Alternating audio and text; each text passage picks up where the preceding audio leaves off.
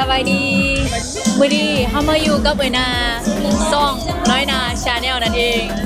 แน่นอนแหละทุกคนมาอยู่กับเอ๋ยนาแบบนี้เฮาก็ต้องขอเคล็ดลับในการสร้างตัวตนเชื่อว่าอยู่ในนี่หลายๆคนที่ติดตามส่องรูเองก็มักเรื่องการสร้างตัวเองอยู่แล้วเนาะก็เลยอยากจะให้เอ๋ยนานี่น่ะแนะนำว่าถ้าเจ้าออกมาไอรีวิวเอ๋ยนามีคำแนะนำแนวใดสำหรับเฮาก็สิบอกว่าเฮ็ดเลยบ่ต้องย้านบ่ต้องกังวลบ่ต้องขึ้นลายมันสิออกมาเป็นจังไดก็ขอให้เราเริ่มต้นเพราะว่าการที่เฮาเริ่มต้นนะมันก็เฮ็ดให้เฮาว่ามันสิจับไปทางใดเนาะว่าอันนี้เหมาะกับเฮาบ่แล้วเวลามีคนคอมเมนต์เฮานะมันสิเฮ็ดให้เฮาแบบมีกำลังใจในการที่เฮ็ดต่อแต่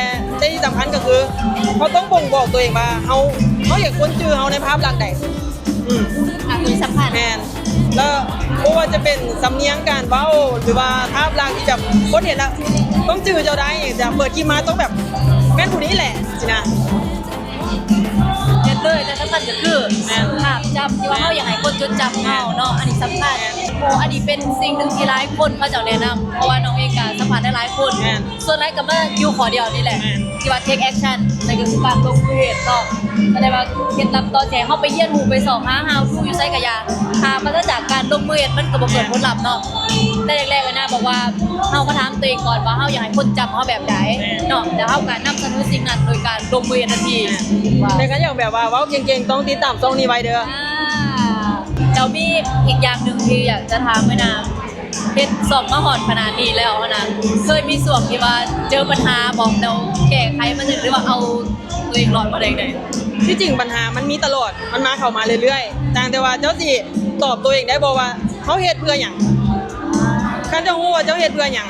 ปัญหาก็แค่แบบสิ่งเล็กน้อยคันว่ามันแม่นความจริงเฮาก็แค่มาปรับปรุงแล้วก็ไปต่อ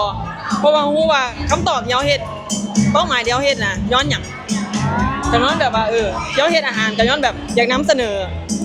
ออาหารบ้านเฮาแบบว่าโอ้มีหลายภาคเด้อคอนเซ็ปต์อยู่นี่เด้อแบบหลายคนก็แนะนำเฮามาและที่สำคัญก็คือเฮ็ดให้ช่องเฮาเติบโตได้ก็ย้อนแบบมีทุกๆคนซัพพอร์ตว่าน้อยหน้ามาหานี่แม่แซ่บเด้เฮาก็นำไปคันมีโอกาส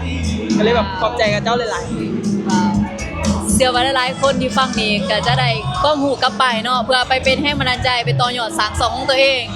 และสุดท้ายดีอยากให้นาฝากสำหรับคนที่เป็นมือใหม่แล้วอยากออกมาสร้างนาฝากคนไทยแน่นอนคำสุดท้าย3คำเลยก็คือเฮ็ดทันทีนอนที่หลังท่านผู้ใดแบบว่าเห็นคลิปนี้เฮาแล้วแบบว่าไปเฮ็ดนะแท็กเฮามาเด้อเฮาสิดีใจหลายว่าได้แบบเป็นส่วนหนึ่งในการซัพพอร์ตช่องของเจ้าเฮาสิไปรีโพสต์ให้ว้าว